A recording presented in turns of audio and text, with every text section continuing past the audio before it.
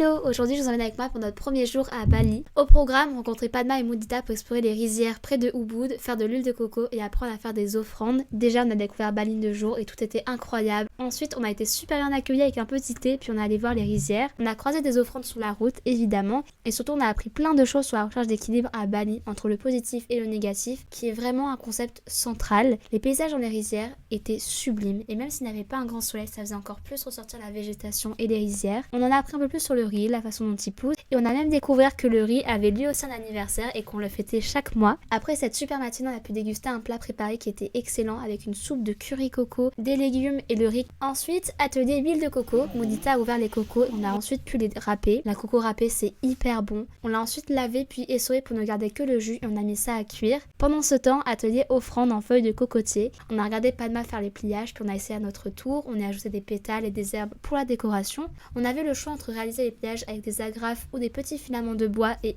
on a opté pour le plus simple, les agrafes. C'était très relaxant à faire et ensuite Padma nous a emballé le tout et on a pu le réutiliser le lendemain pour faire des offrandes dans un temple. Quand l'huile était prête, Padma l'a séparée du lait, on a pu goûter la crème de coco et ça aussi c'était délicieux. Il était finalement enfin temps de partir et on a même pu repartir avec un peu d'huile de coco en bouteille et plein de souvenirs. Merci encore à eux pour leur gentillesse. On est rentré à l'hôtel pour manger, on a dégusté des spécialités balinaises avec du saté, on a même découvert un dessert typique, le dadar kulung avec du pancake et de la coco râpée à l'intérieur, c'est hyper bon. Donc à très vite pour la suite des aventures à Bali. Gros bisous!